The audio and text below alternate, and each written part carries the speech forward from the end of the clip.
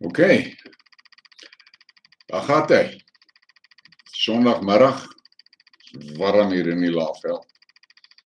En as jy wil hê ek met Engels praat, sit my nou aan die messagebox in asseblief, dan praat ek Engels. Maar ek gaan maar weer die stadium wegtrek en aanhou in die Afrikaans. Kyk, die wêreld is besig om fucking mal te word. Ek sien nou net, dit lyk asof daar woelinge is in Iran. Ek sien daar's ouens wat verduidelik dat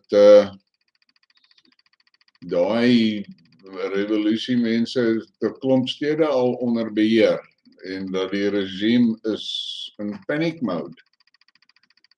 Hoe waar dit is, hulle ou nou nie weet nie, want jy weet, ek kry so baie kak wat hulle vir jou versprei op die sosiale media, dat 'n mens soms wonder.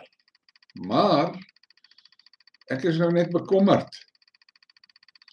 If that revolution is actually happening in Iran, and the people are actually successful, I'm afraid the Americans are going to hijack the damn thing, and before you know, all shit is going to be flying out of the windows there. Because that's what the Americans do. They interfere in these things for their own benefit, with no care for the people that actually live there. So, I'm not so sure. I would like to see that it succeeds. And then we've got the referendums in the Donbass. I've asked our DA, why didn't they send an observer there? But obviously they won't respond. And I also saw a post on Telegram of a girl that went there as an observer, and apparently she has now been told, let me get it. I arrived in Russia when the special operation began and visited the Donbass region, and as a result I was told that criminal prosecution and a trial awaits me at home. Perhaps more than 3 years in prison. It's a Netherlands observer in the Lugansk People's Republic, Sonja van der Ende. What shit is that? How can they do that? West is operating. And I am, from what I see, they are running out of rope. This move from Putin to mobilize 300,000 men has caught the West flat-foot, and they're in a panic. Because at this point in time, up to now, the Russians were fighting in the Donbass with 200,000 men. 50,000 around 50,000 were actively fighting, and the other 150,000 were used for sort of administrative work, doing logistics and roadblocks and things like that. But this new intake will make it possible for these soldiers to be released from those administrative jobs and pushed into the front. And another thing is, if the referendums are successful and Russia incorporates the Donbass, the Lugansk and Donetsk militia will no longer be operating as they have been. They will be operating under command of the Russians.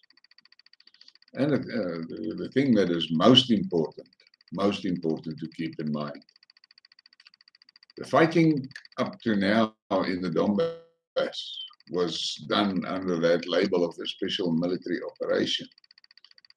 But once that Donbass is incorporated into Russia, any attacks on any Donbass village or what will be viewed as an attack on Russia, and the Russian military is bound by their constitution to respond and to protect Russia. And that is going to be a total different scenario from what we are seeing in the Donbass. Up to now, the Russians were fighting there with a one hand tied behind their backs because they were instructed clearly to take it softly and to not destroy and destruct and kill people unnecessarily. But if the military takes charge of protecting Russia, well, the gloves is going to be off, and I'm sure we're going to see much more aggressive action from the Russian military. And another thing that I am convinced is going to happen is the Russian Air Force is going to play a bigger role. The chances are that the Ukraine skies are going to turn black. But I had to laugh. I read a few posts on Telegram about the Iranian drones. It seems to me those things are fucking the Ukrainians up big time. And the one specific model, it's apparently a small thing, but it flies slow and it flies extremely low. So then the issue is the Ukrainian air defenses cannot pick that drones up. And I believe, and if the thing has been set to tackle artillery piece, say rocket launcher, and the rocket launcher fires and moves before the drone reaches it, that bloody drone follows the trail like a dog and wipe the equipment out. And another thing, apparently one of the models, they call it a loitering drone. The thing hangs around until it sees a good target and then it takes it. And it's quite a big one. That is apparently what was used now in the last day or two in Odessa. So, I don't know. Things are heating up there in Ukraine. But there's something else that I need to talk about. And that is the issue of the European economy. Guys, things are looking really bad for the European citizens. And I saw last night, I saw a post of Ursula von der Crazy saying that if the Italians vote conservative, they have mechanisms to punish them. What the actual fuck is that? What type of statement is that? I thought Europe was a democracy. But I say democracy and Europe in the same sentence, and it's actually really a contradiction in terms. That one is crazy. As time goes by with this Ukrainian issues, she's becoming more and more and more of a dictator. Totally autocratic. And what is really, for me, I cannot understand it. She's never been elected. So she's not an elected official of Europe. But she makes decisions that affects all the EU citizens' lives. How does she get away with that? How? I don't know. But the people are not, I'm not sure that all the Europeans realize what is lying ahead for them. the EC makes a big story about, yeah, their storage is 80% full and they're okay for the winter. What shit is that? And what after the winter? What happens after the winter? There's still no energy. And after the winter, there's also going to be the paper factories are shutting down, there's steel. And of the German industry is being broken here. I read some messages there. Apparently, some of the industries, German industries, are moving activities to America. Now that, I think, was all along the plan of the Americans, because the Americans sees the German industry as a major opponent. And this gave them the opportunity to deindustrialize Germany and take Germany off the map as competition. It may sound ruthless, may sound unbelievable, but this is what is happening. Look at the facts. America is not struggling with energy. Yeah, they've got energy prices at sky high, but that is Biden's making. But they are not in deep shit with energy like Europe. So they instigated the Europeans to cut themselves off from the Russian oil and gas, crash their industries, and now who's going to score? The Americans is going to score, because they can now operate without any major opposition from Europe. It may sound ridiculous and it may sound far-fetched, but think about it. Think about it. There is so many things that is happening that just not make sense.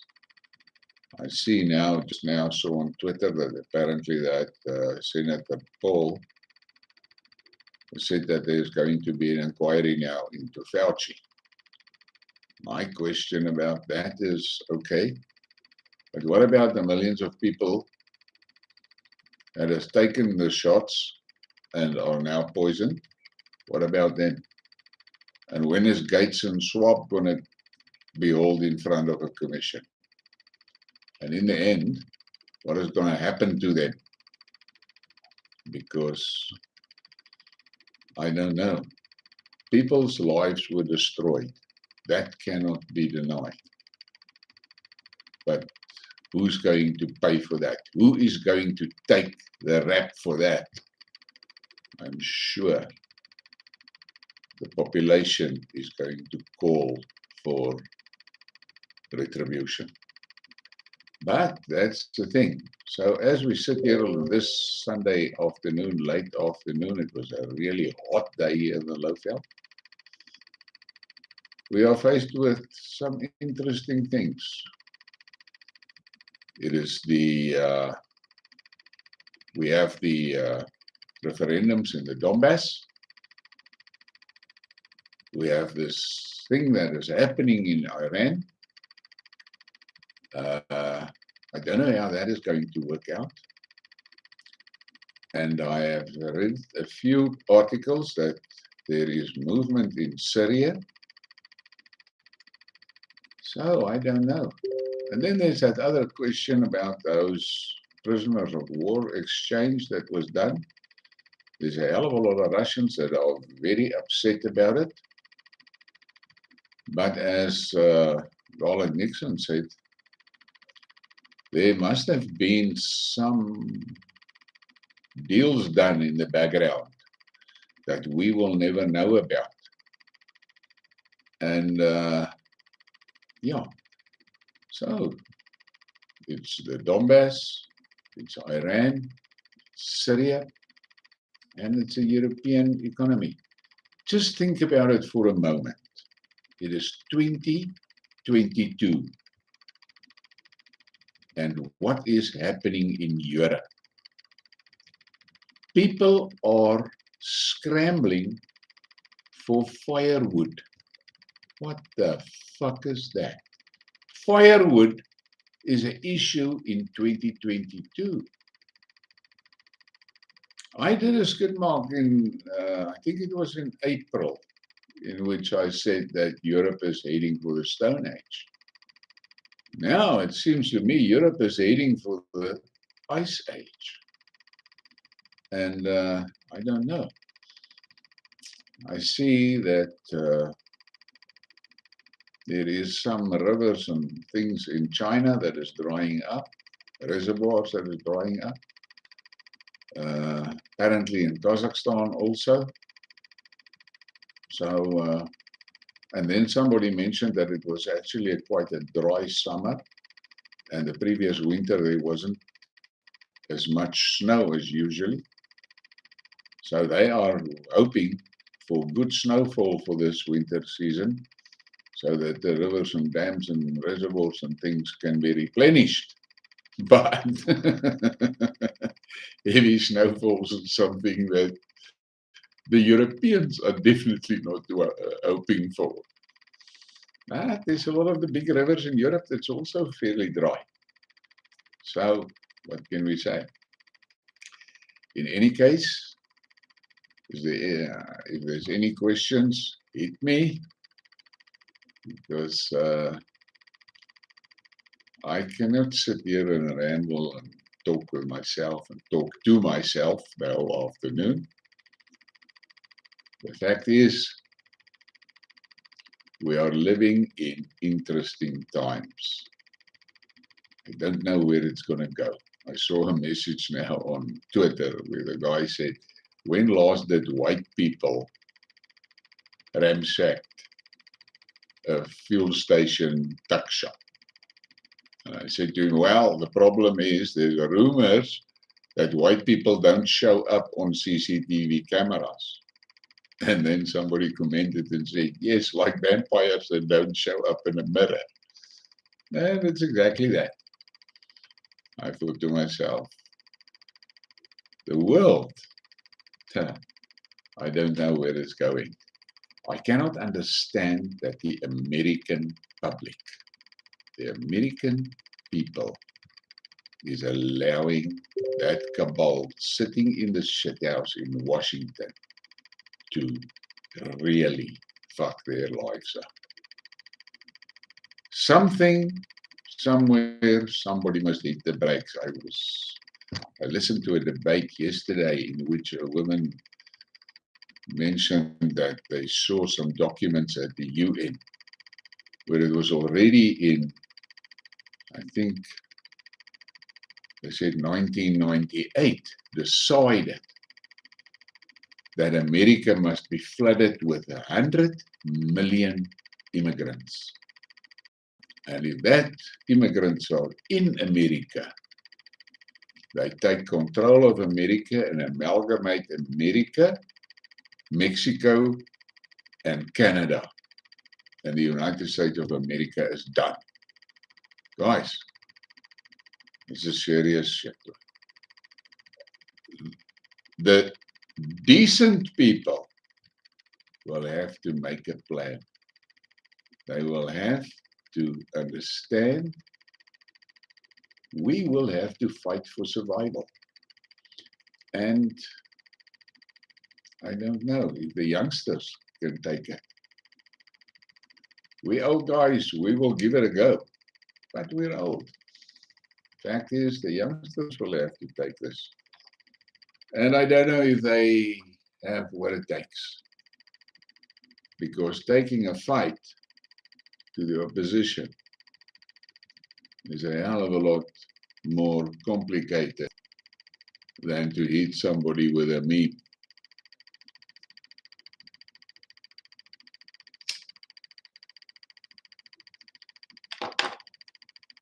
But, okay, I've been in jail for 7 days. I'm out. I'm trying to catch up. I find a lot of things in my folders that I was preparing for my episodes that I am now scrapping and deleting because it's out of date. But there are some gems that I just had to mention, and the last one that I released on Facebook about Boris Johnson destroying the peace process in the Ukraine, that is important uh, facts in there. I suggest you read it. And yesterday was National Braai Day in South Africa. And I had a moffie braai. I braaied a chicken, but it's only me and my wife. And it was nice. So today is a slow day in the Lowveld, or the Slowveld as many people call it. And tonight it will be scraps. I'll have some toast and chicken. But okay, it was nice talking to you guys. Thank you for the likes, and have a great evening. And spare a thought for those people in Iran. Let's hope they can make it, and let's hope they're not jumping from the frying pan into the fire with us, because I can assure you, I am 100% convinced that the Americans are dead set on getting their fucking fingers on the controls in Iran. And at least that regime in Iran would not allow it. But the incoming guys, if they make it, I really hope that they don't capitulate to the West. They must stand their ground, because they have been bullied by them. Yes, Piet, dankie man. Ja, ek het nou al vrede gemaak met dit, laat ek nou maar net met 1 of 2 of 5 of 6 ouens gaan gesels vir 'n rukkie. Jy weet, dit vat tyd om hierdie kanale aan die loop te kry, en mense moet seker nou maar geduldig wees. Ek het gister gelees van 'n ou wat vir 'n jaar lank gesukkel het, toe staan hy op 300 subscribers, en in die volgende jaar toe skiet hy op na 1 miljoen toe. So jy weet, dit is maar soos dit gaan. Dit is 'n fok op hierdie jail term wat ek gekry het by YouTube, en so ek is op hierdie stadium nogal baie nervous, en maak maar versigtig. Yes, and boys, maar something that really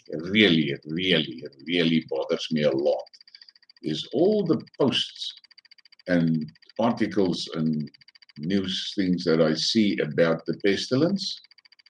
And something that is hell of a disturbing is that shit that they are pulling out of the people's veins. That is ugly stuff. But unfortunately, I cannot talk about it here. If I do it, I'm done. And but there are a lot of issues.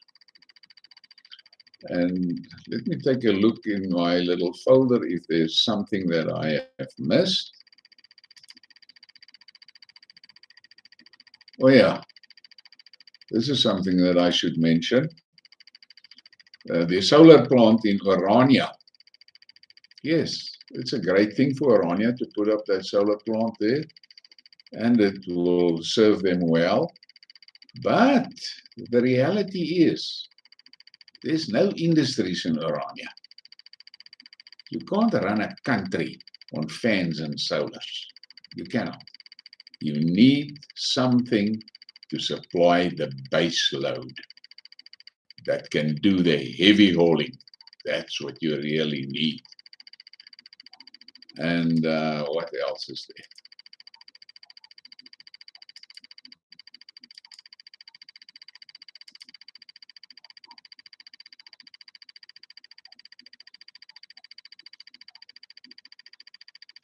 Oh yeah, this snippet. Will the Americans decide to raise the stakes in the confrontation with Russia? How will Washington feel the conflict in Ukraine? If Americans lose Europe because of the Ukrainian crisis, it will be the strongest blow to their economy. Europe is a huge sales market for products from the USA, without which many logistic chains will be broken. Finally, if there is no EU, then Americans will be left alone with China, and they wouldn't want that. Well, tough shit, Americans. Tough shit. You treat everybody like dirt. You are the master, and the world is your slaves. And that's the story. You don't believe in that thing of equality. You do not respect people. You threaten people. And they better do it your way or the highway. And things are busy taking a turn on that. The days of the American-driven unipolar world is over. And they have to accept it. It is over. It can never come back. Too many countries has now seen it's possible to say no to the Americans. And the Americans is finding it hard to make peace with that.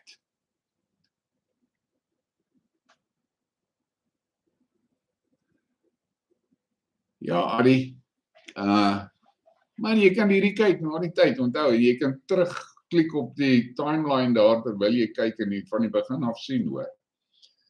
So, dis nog nie verlore nie. Dankie vir jou ondersteuning, man. Ek waardeer dit. Is daar iets wat julle nog vir my wil vra?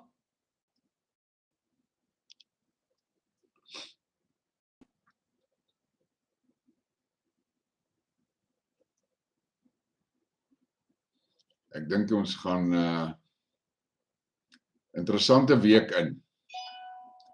Hierdie dinge met die Donbass is 'n groot ding. En die dinge in Iran, dit kan groot word. En ek het soveel feeling, die prop gaan afskiet in Sirië ook binnekort. Daai storie gaan te lank aan daarna. Ek is net nogal getikel met Turkye. Baie van sy praatjies is hy Putin se pel, en baie van sy praatjies lyk dit vir my. Hy wil ook so bietjie na die ander kant toe. En tot op hierdie stadium het wat is die ou se naam? Erdogan. Het hy die draad mooi gesit. Maar ek het so vermoede. Hy is nou van die blou draad af, hy is nou, jy weet, hy blou draad deel van die heining is verby, hy is nou by die doringdraad.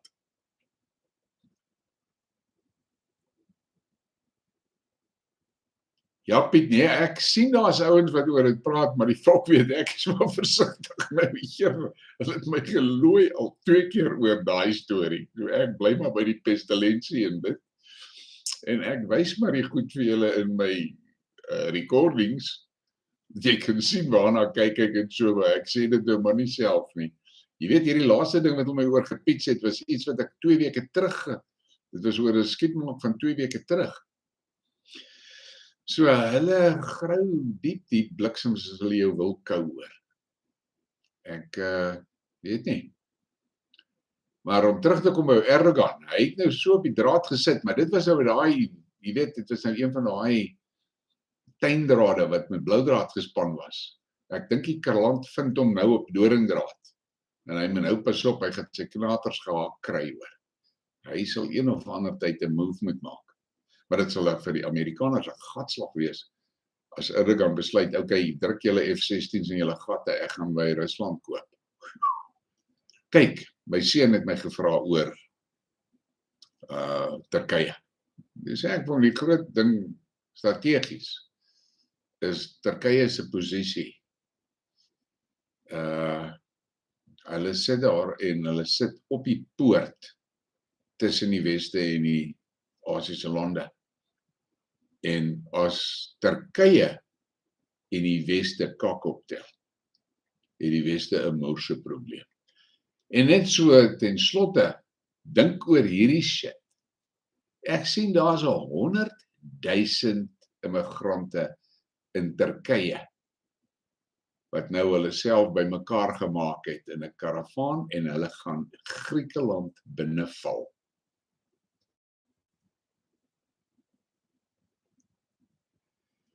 Hoe die fok gaan die Grieke dit keer? Ek weet nie. Ek weet, die Hongare en die Pole, daai immigrante gekeer met mag en krag, met wapengeweld. Maar ek dink nie Griekeland het dit wat nodig is om daai 100,000 te blok nie. Ek sien hulle praat van they going to storm the border. Nou kyk, nou daai in Europa, is nie soos ons boere wat barbare verstaan nie. Daai donders ken nie barbare nie, die barbare gaan hulle verslind.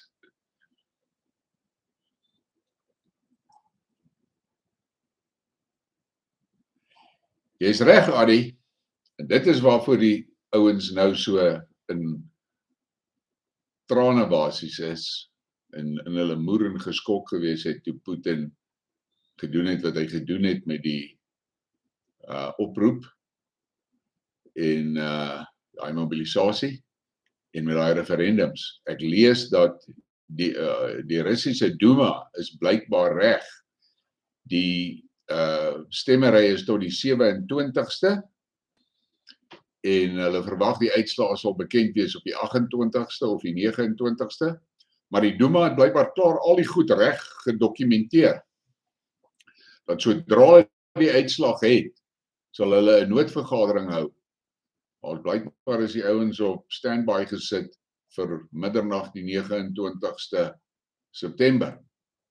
Sodat hulle op die 30ste September kan hulle die ding deurvoer en daar is reëlings getref. Putin praat blykbaar met die Duma op die 30ste. En dan gaan die prentjie verander. Dan gaan jy die Russiese oorlogmasjien in aksie kry. Hulle gaan dan oorlog maak volgens die Russiese doktrine. Vol kombinasie veg. Hulle gaan daai Oekraïners stormloop met infanterie en tanks en al daai shit met heavy lugmag support en die artillerie. Ek dink ons gaan bloed sien spat, want as ek luister na die praatjies en lees die gesprekke op die kanale wat ek nou dophou, die Weste verstaan glad nie hoe lus is die gewone Russe vir 'n fight met NATO nie. Daai ou wat in charge is van die Chechens.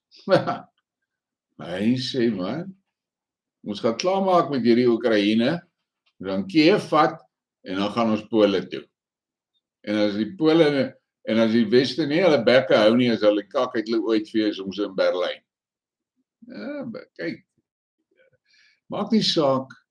Die mense vir julle vertel wat hulle wil en dat hulle maar hulle kak skryf hier in News24 en Marula Media en whatever.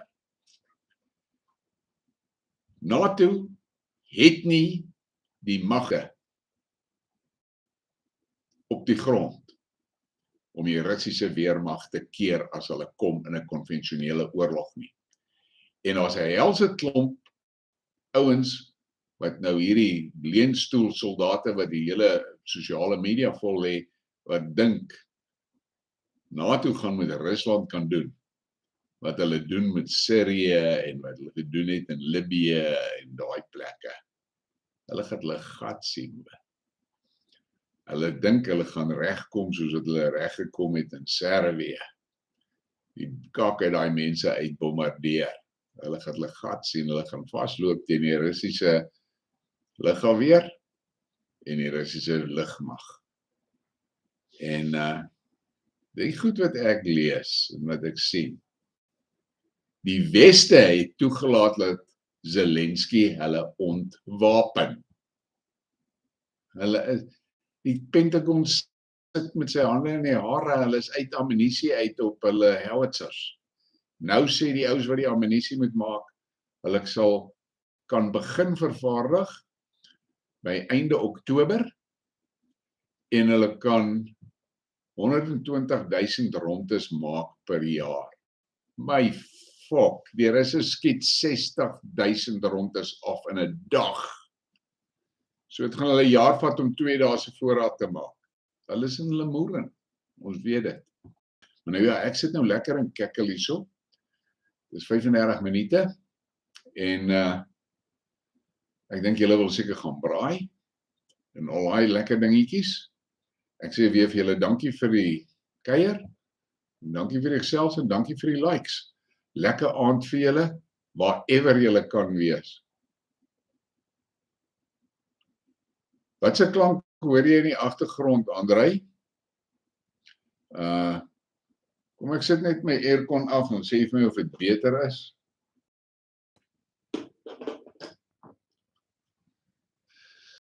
Is dit nou weg? Want hier in die ver in die agtergrond is honde wat blaf.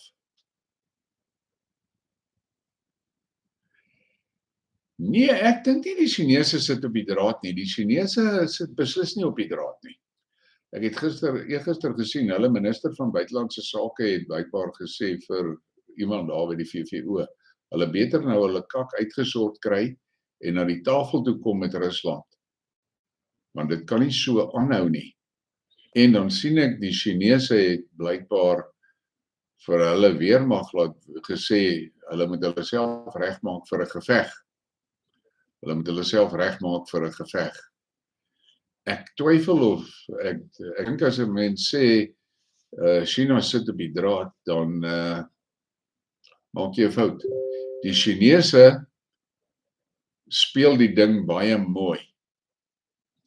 En jy moet ook verstaan, die Chinese het geweldige groot handelsbetrekkinge met die res van die wêreld, baie groter as Rusland se.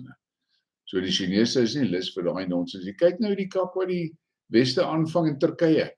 Die Turkye het laas week en maandag het hulle banke opdrag gegee om daai muurkaarte van die Russe te aanvaar en hulle het dit geïmplementeer en werk en by donderdag toe kom daar nou van die fokkers daar in die EU uit wat sê hulle oorweeg het nou om sanksies teen daai banke te sit wat die muurkaart prosesseer. Nou is daar van daai Turkse banke wat gestop het daarmee. Daai is 'n lelike storie wat kak gaan veroorsaak hoor. Maar ek lees 'n ander artikel en dit is dat die Russe se implementasie van hulle messaging system in die bankstelsel wat nou kompetisie is vir die SWIFT-sisteem groei blykbaar like hell. Die ouens kon nie glo die groei in daardie messaging system nie. En wat nou opvallend is en wat belangrik is, en ek moet dit noem dat julle 'n bietjie oor dit kan gaan dink, is daar's 'n moerse klomp lande wat nou met Rusland besigheid doen in hulle eie geldeenhede. Hulle gebruik nie meer dollars of euros nie. Nou, ek wens net hierdie Suid-Afrikaanse ouens skrik fucking wakker. Yes and boys, dis 'n tragedie dat ons daai klomp IQ70's het in charge hoor. Ons het nou skerp ouens nodig gehad daarbo wat regtig kon oes, want daar is soveel opportunities. Kan jy dink ons begin en verkoop ons steenkool aan Europa en sê, fyn, alles is lekker, julle het nou kak met die steenkool, hier kom die skepe, maar julle betaal in rande. Dink net wat gaan dit aan ons rand doen, as Suid-Afrika dit sê vir Europa. En die waarheid is, die Europeërs is in die kak. Hulle sal in rande betaal, want hulle wil daai steenkool hê. Dis 'n groot skade dat ons nie slim mense nou in charge het nie hoor. Dis regtig 'n groot skade. Maar nou ja, Maar ek dink daai planne van die EU om daai banke te klits gaan backfire. En 'n ander ding wat ek nie weet of julle weet nie, daar's al 'n helse klomp sanksies wat die Europeërs so stil teruggetrek het sonder om groot woorde te maak. Maar blykbaar is daar in Rusland nou van daai Russiese verskaffers wat sê fuck that. Ons gaan julle nie meer supply nie. Ons het 'n ander mark vir ons goed gekry en that's it. Ons stel nie belang met julle besigheid te doen nie. Julle moet verstaan, daar's 'n paar goed wat critical is. Die kwessie oor die gas en die olie is elke dag in ons gesigte. Daar's 'n ander helse groot ding wat ons gewone mense nie van kennis dra en van bewus word nie. Bewus is nie, is die ander edelgasse wat Rusland verskaf. En daar is 'n helse klomp metale wat Rusland verskaf. Airbus, hulle het mos Rusland onder die sanksies geklits en hulle sê ons gaan nie meer vir julle spares gee nie. Toe sê die Chinese is fyn, ons sal vir julle spares gee. Toe kom die EU terug en sê nee, okay, die spares kan gedoen word.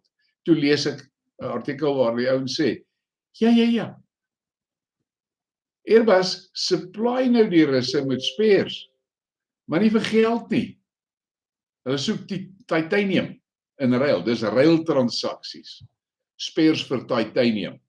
Want sonder titanium staan Airbus se fabriek ook stil. Hierdie ouens het hulle self daarom oordentlik in die voet geskiet hoor. Jesus, was 'n dom move geweest. En hulle het almal geluister vir daai Ursula van der Crazy. En ek meen, ek moet hierdie op die einde noem. Daai Annalena Baerbock, soos Alex van die Durant sê, Dambak. Kan jy glo dat sy in Kiev, ons staan by die Oekraïne. Ek staan by die Oekraïne 100% en ek gee nie om wat sê die Duitse kiesers nie. Boys, hulle arrogansie gaan hulle gatte gebrand kry. Maar nou ja, ek sê vir julle dankie, dit was lekker om te gesels, en 'n lekker aand waarever jy ook is, en wees veilig, hou my jou oë oop, dis Suid-Afrika hierdie.